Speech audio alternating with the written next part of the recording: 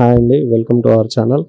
బోయిన్పల్లిలోని ఆస్మత్పేట్లో ఒక కుటుంబంలో ఒక విషాదం చోటు చేసుకుంది. వడ్డీ వ్యాపారం చేసే జగదీష్ అనే ఒక పర్సన్ ఈరోజు ఉదయం అతనికి ఫైనాన్షియల్ ఇష్యూస్ మరి ఏంటో తెలియదండి, ఇక్కడ వాష్రూమ్లో హ్యాంగ్ చేసుకొని చనిపోవడం జరిగింది. సో అసలు ఎలా జరిగింది, ఏం జరిగింది, వాళ్ళ ఫ్యామిలీ మెంబర్స్ కొందరు ఉన్నారు, వాళ్ళని అడిగి తెలుసుకుందాం.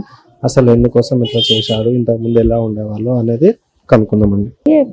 ఏం తెలియదు బాత్రూమ్ లో కని పోయిండంట. బాత్రూమ్ పోతున్నా అని చెప్పి భార్యకు పోయిండు, పిల్లలు పడుకున్నారు.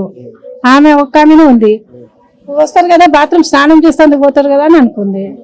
డోర్ ఇక్కడ పెట్టిండు, బాత్రూమ్ కు ఇంకా రాలేదని చెప్పి కొద్దిసేపటికి టీ పెట్టి పోయి చూసే వరకు రాలేదని చెప్పి వచ్చి చూసే వరకే ఇది అయిపోయిండు. అంతేనా, ఇది ఫైనాన్స్ ప్రాబ్లము. అది ఇచ్చిన వాళ్ళు తీసుకున్న వాళ్ళు అంతా ముంచిండ్రు. ఫైనాన్స్ ప్రాబ్లం వచ్చింది, తట్టుకోలేక ఏమిది చెప్పలేదు, చేయలేదు. ఆమెకి ఏం తెలియదు, ఆమెకి పిల్లలకి ఏం చెప్పాలి, ఆమెకేం చెప్పాలి.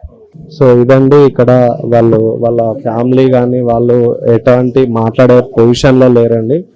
సో ఏంటంటే ఇక్కడ ఇదే మనం ఉన్న ప్లేస్లోనే మార్నింగ్ వాళ్ళ వైఫ్ గారికి ఏంటంటే నేను చాయ్ పెట్టు, నేను మళ్ళీ వస్తానని ఇలా వాష్రూమ్లోకి వచ్చి వాష్రూమ్లో అక్కడ దానికి హ్యాంగ్ చేసుకొని చనిపోవడం అనేది జరిగింది.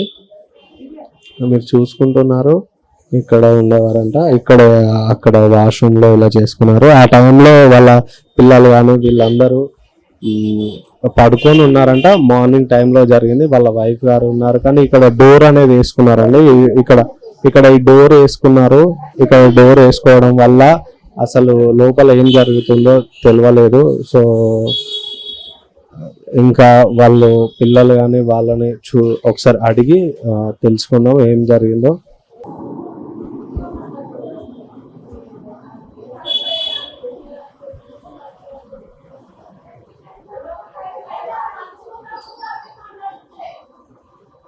నమస్కారం. అసలు ఇంతకు ముందు ఎప్పుడన్నా ఇలా సార్ భయపడడం కానీ, మీ పైన ఏదన్నా అనడం కానీ, ఇట్లా బాధ చెప్పుకోవడం, ఇట్లా నాకు ఫైనాన్షియల్ ఇబ్బంది ఉంది అని ఎప్పుడన్నా ఏమన్నా అన్నాడు? కొద్దిగా అప్ అయింది అంటే గోల్డ్ అంతా ఇచ్చేసిన, మళ్ళీ ఆయనకి ఇంకా తెలియని, నాకు తెలియని ఏమైనా ఉండొచ్చు, దాని గురించి ఏది అయింది. మీకు ఎవరి మీద అనుమానం అంటే ఇట్లా ఎవరి దగ్గర డబ్బులు సార్ తీసుకొని కానీ, సార్ ఎవరికైనా డబ్బులు ఇచ్చి కానీ ఎవరన్నా తెలుసా వాళ్ళు గిట్ట? ఇప్పుడు సార్ ఒక బిజినెస్ చేస్తున్నారు కదా, బిజినెస్ లో కానీ ఎవరైనా పార్ట్నర్స్ వాళ్ళ వల్ల ఏమన్నా? అది నాకు ఏం తెలియదండి, ఏం చెప్పకపోయేది. కాకపోతే ఆయన కొంచెం ప్రాబ్లం అయింది, కానీ వాళ్ళు ముంగటోళ్ళు ఏమన్నారో తెలియదు నాకు. సో చూడండి, ఇప్పుడు ఫైనాన్షియల్ పరిస్థితి వల్లనే ఒక నిండు ప్రాణం అనేది కోల్పోయారు.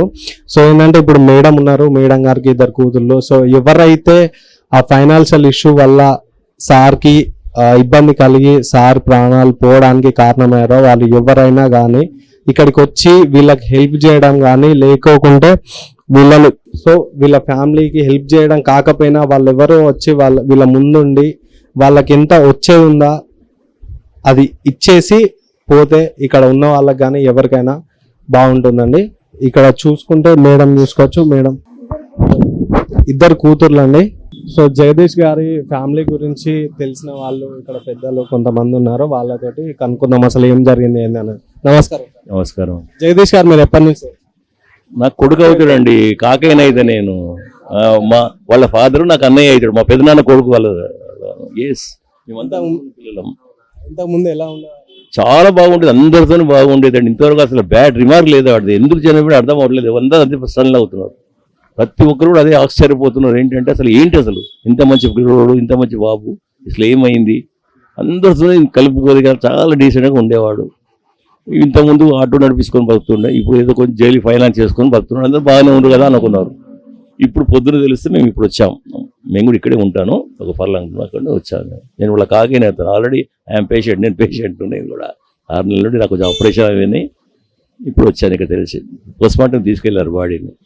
అయితే ఇంట్లో వాళ్ళని అడిగితే కొంతమంది ఫైనాన్షియల్ గా ప్రాబ్లం ఉంది, ఫైనాన్షియల్ అది ఎవరికి తెలియదు కదా. ఇంకా మనకు మాకైతే ఏం చెప్పలేదు వాడు. వాడు రాత్రి కూడా కలిశాడు నాకు, రాత్రి 7:30కి నా దగ్గర వచ్చిపోయినాడు.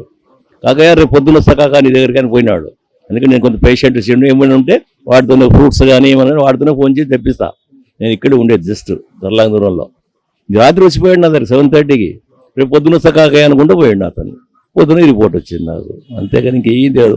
వాడు డైలీ పోయినా మరి ఊరికి ఇచ్చిండు ఏంటో ఇక వాళ్ళ మిస్సెస్ తెలియాలా వాళ్ళ పిల్లలు తెలియాలి, ఇంకా మాకేం చెప్పలేదు. నిన్న రాత్రి కలిసారు. రాత్రి 7:30 కలిశాడు, నా దగ్గరికి వచ్చాడు రేపు పొద్దున్న వస్తా కాకయ్య అని. అంటే నాకు ఇప్పుడు అవసరం పడితే వాడికే ఫోన్ చేస్తాను. నేను ఆల్రెడీ ఐఎమ్ పేషెంట్, 6 months నుండి నాకు ఆపరేషన్లో అయినాయి. పేషెంట్ నేను, నాకు ఏమైనా కావాలంటే వాడికి చెప్తాను. ఫ్రూట్స్ ఏమైనా తేవాలంటే వాడికి చెప్తే ఇంకా నాకు అవైలబుల్ కూడా ఉన్నాడు దగ్గరలో.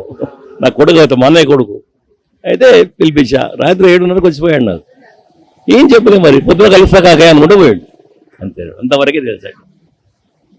సరే అండి.